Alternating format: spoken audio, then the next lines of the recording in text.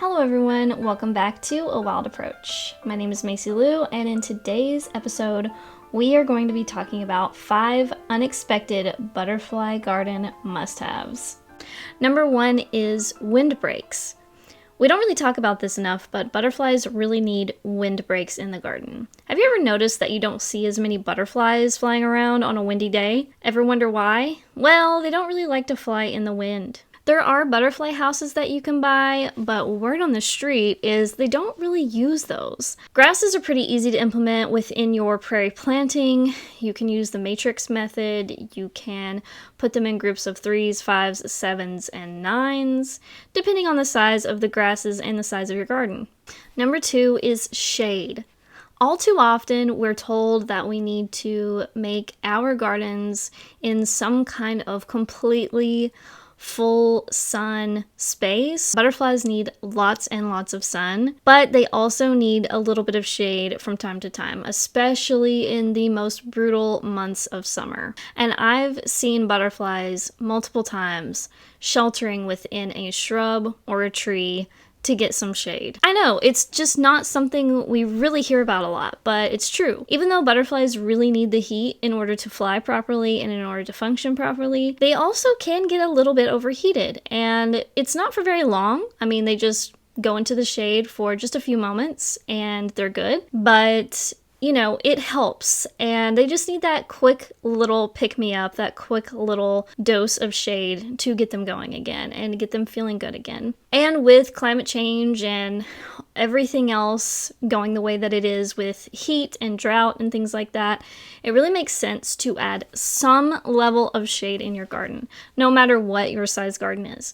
Just decide how much shade you want your garden to have and plant accordingly. If you don't have room for even the smallest of shrubs, for example, just use native grasses. Native grasses can really help butterflies get shelter. It's not going to provide as much shade as the shrubs and trees, but you'd be surprised how much shelter a butterfly can get inside of a native grass. Hi guys, could you hit the like button underneath this video? It helps me know which videos resonate most with you guys. Do you need a short, quick guide to get started in wildlife gardening? Well, turns out I've got just the thing. I just came out with a new free ebook just for you, and it's called A Wild Approach to Gardening 101, and it's available on my website today at macylou.com/shop. It's free, so go check it out. What do you have to lose? Number 3, stems, legs, and other strange necessities. So this one's a really weird one, I get it, but when a butterfly creates its chrysalis, it needs somewhere to attach its chrysalis to. And so you just want to keep this in mind. Most likely, butterflies are going to figure this out on their own, and they're going to find plenty of places to put their chrysalis. But don't leave this out of your mind, because it's super important for them to have something to attach their chrysalises to. Sometimes they attach their chrysalises to stems of shrubs, stems of dormant wildflowers, like blue mistflower. I have found a butterfly chrysalis on a dormant stem of a mistflower before. And they can also use stems of trees and shrubs. They can use the legs of your patio chairs, your patio tables. They can attach to your house, to your gutter system. There are so many places they can attach their chrysalises to, and so it's not necessarily that you have to add a bunch of these elements. You just want to keep that in mind when it comes to leaving stems in your garden. It's better to leave your stems up as long as humanly possible in your garden. Not just for those bees that you know about that nest in the stems, but also for butterflies so that they can utilize the stems to attach their chrysalises to. And so now you have multiple reasons to leave your stems up all through the winter, and even through the spring, and even through the summer. And I'm not perfect about this. I remove stems quite often, but not from my entire garden. That's the key. So let's say I'm working on a part of my garden and the stems are poking me in the face, they're getting in my way, and I'm trying to transplant plants. It's really hard to transplant bergamot with stems that are like 4 feet tall. So I do trim down the stems when I'm going to transplant things.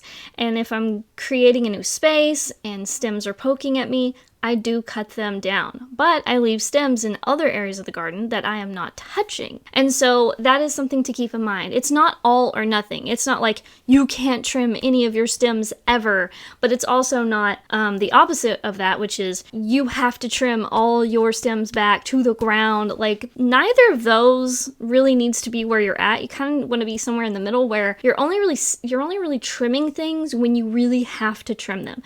Like if they're in your way, if they're poking you, and you're trying to work in that area for a specific reason. Obviously, it's best to leave as much of those stems up as long as possible, forever if possible, because over time they're going to break down anyways, right? And that is best, but again, if they're sticking you, if they're poking you, if they're in your way, obviously trim them back. And it's just really fun to see a chrysalis on a dormant or even a non-dormant ironweed, for example, or blue mistflower, or on your shrubs and trees. It's just really cool to find their chrysalises around the garden. It's like a little Easter egg hunt. I've even seen one anchor onto one of my potting shelves. So I have one of these little shelves I put pots on, and it's made of like metal wire, and I have found a chrysalis attached to it before, and it was so cool. It was a Gulf fritillary butterfly chrysalis. It was so cool to see. It was so cool to watch it hatch right outside my door right there. It was just a lot of fun. Number 4, predator watch. This is going to be a controversial one. Not all of you are going to agree with me, and that's totally fine. I am not telling you you have to do this. In fact, I wouldn't have done this a few years ago, and now I do it. So I'm going to let you know what I mean by predator watch. Don't cancel me, please. Most predators in the garden are a good thing, don't get me wrong, even if they kill our butterflies. It is all a part of the food chain. Sometimes, though, predators are not our friends. If they are invasive and large, well, I will leave it up to you. I personally destroy the egg cases of the Chinese mantises. If you don't know, there's a difference between the Chinese mantises, the Chinese praying mantises, and our native Carolina mantises. And, you know, that can be different wherever you live. If you live in a different state, or if you live in California or something like that, I don't know what mantises are native to you. Obviously, it wouldn't be the Chinese mantis, but you may have your own local native mantises. I don't know what you guys have. But here in East Tennessee, the Carolina mantis is our native mantis, and the Chinese mantis is invasive. And not a lot of people talk about this, and it is a controversial opinion, so let me know in the comments what you think. But I'll tell you why I changed my mind on it, and I do destroy the Chinese mantis egg sacs. So the reason I do this is I don't see any native mantises in my garden, but I've been to the park that is not far away at all. I mean, it is like a 5-minute drive. It's probably not even a 5-minute drive to the park that I go to. And there are native mantises there. I've seen them. Native Carolina mantises, okay? And they're much smaller. The Chinese mantis can get like this big. It can get huge. And the native mantises are like, I don't know, like that. And, but you can't just go off of size for identification. You cannot only go off of size. It will not work that way. You need to know, if you're going to destroy egg cases, you need to know for sure that it is the invasive mantises and not the native mantises. Very important. I would never condone you killing the native mantises or the native mantis, or destroying the native mantis egg sacs. That would defeat the whole purpose, because my purpose is to bring the native insects and native flora back to this area and back to my garden. And if you don't know, the invasive mantises actually really make it hard for the native mantises to live in... Okay, sorry about that, guys. My camera ran out of space, so I had to delete some footage before I could move on. Anyway, back to the mantises. If you don't know, the native mantises are smaller, and they could struggle and maybe not even survive at all in an environment where the invasive mantises are at. You can do your own research and decide for yourself, obviously. But in my own experience, which is limited, granted it's very limited, but in my own experience, the invasive mantises are the only ones I've ever seen on my property. number one. Number two, I know that the native mantises live right nearby at the park, and yet they're not in my garden, and yet I see the invasive mantises in my garden. So correlation doesn't necessarily equal causation, but from everything I've heard about and from what I've seen, that could be why. And like the reason I said you couldn't go off of size alone is because the invasive Chinese mantises, when they first hatch, are extremely tiny. They are extremely small. They're like this small. They're almost hard, like you almost can't see them. They're so tiny. And they're basically the size of ants when they first hatch. And they are cannibalistic, I think is the term. So they eat each other. And so they go around and they're eating each other, which means they are also, if they encounter the native mantises, they're eating the native mantises. So just think about like the thousands or so of the invasive mantises hatching all at once and going, like crawling through your garden, which is so cute. I have taken footage of them before and they're adorable and it's heartbreaking, but they will kill and eat the native mantises, and they will behead your swallowtail butterflies. I've seen them kill big swallowtail butterflies right in front of me before, the invasive Chinese mantises. And this is not to say that the native mantises can't also do this, but they're smaller, and so it's more work for them. Whereas the Chinese mantises have no issues whatsoever, because once they get big, they get big. And so you really need to know what the egg sacs, the egg cases, look like. You need to know them apart from the native egg cases, and you need to know the adult, the mature mantises. You need to know how to identify them all if you're going to kill any of these mantises. That's the PSA. I've spent way too much time on this topic. But the reason that I do this is because it's not like I just get like one Chinese mantis a year. I get a bunch of them. They hatch in my garden and they go all over the place. And I've seen them kill butterflies. I've seen butterfly wings littering my pathways. Because I used to try to live and let live with them, and I used to try to just like let them do their thing and whatever, because predators are usually a good thing. But I saw the damage that they could really do, and I never have seen the native mantises show up, and I am convinced that it's because I already have the invasive mantises here. And so I feel like I have to try to at least lessen their population in order to see the native mantises come back. Because again, they're just a few miles down the road, so why aren't they here? Okay. I would never tell you have to do that. It is your own, moral compass is your own. It is your own decision. Not everybody can stomach destroying these egg cases or these mantises. So, I'm gonna leave it up to you.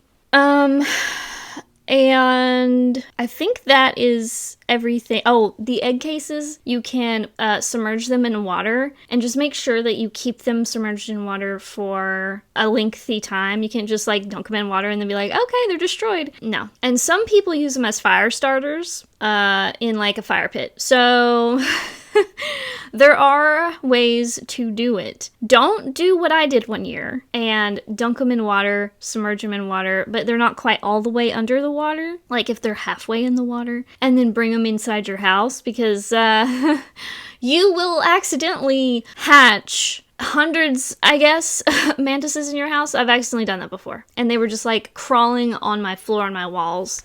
Thankfully, they didn't all hatch because it was partially submerged in the water, and it was probably not their favorite temperature in my basement, so they didn't really, only a few of them hatched, but you could end up with hundreds of mantises in your house if you bring it in and try to destroy it in your house. So don't do that, okay? All right, now, last, but certainly not least, mud holes. Butterflies love mud holes.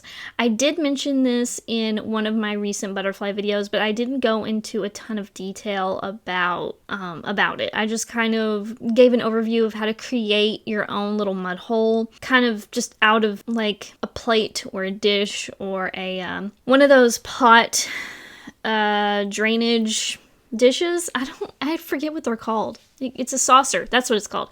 The saucer that goes under your pots. But instead, I just kind of want to talk about mud holes in general. If you can at all whatsoever create natural in-ground mud holes or mud puddles in your garden, please do so. It can be tricky, but if you can figure it out and do it right, the butterflies will love it. So they love mud holes. They have to, specifically the males, have to get minerals, nutrients, whatever it's called, from these mud holes. Like you could see 30, 40, 50 butterflies all congregating at the same mud hole. And it's because they are extracting some important nutrients for them from that. And you can usually see this in rural areas, places where people have like old gravel driveways that haven't really been maintained. They haven't really been filled in with fresh gravel in a long time. And they're very muddy and they're dirty. And when it rains, after the rain kind of stops, but there's still water in there and they get muddy, that is the perfect kind of mud hole for a butterfly. They like the shallow, damp, muddy type of situation. So if you can at all create that in your garden, that's going to be your best bet. Because when I try to create from scratch these little dish related puddles, it doesn't usually attract them. But then if I just moisten the driveway, they love that. So anyways, so for the proliferation of your butterfly population, get dirty. Is that inappropriate for YouTube? I don't know. But anyways, those are my 5 unexpected must-haves for a butterfly garden, and I hope you all enjoyed this video. Don't forget to hit the like button down below and let me know what you think in the comment section, and subscribe to see more. Leave me a comment and tell me some unexpected things that you put in your butterfly garden that you didn't think would be necessary, but now you are just convinced you had to have it. Even if it's on the list already, whatever it is, what's the thing that really just makes your butterfly garden really function the way it should? And I will see you guys in the next one. Thank you so much for being here. Bye, guys. Hey guys, don't forget to follow me on Blue Sky and Instagram. These are the 2 best social media accounts other than YouTube where you can find me and you can see me post photos of the garden, thoughts on wildlife, and more. So don't forget to follow me over there. Brand new items are now available in the shop. Thanks so much to viewers like you for supporting the channel.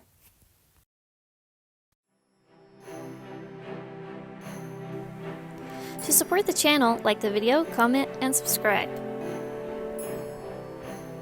You can also support my work by buying art from me at macylou.com. Thanks for watching!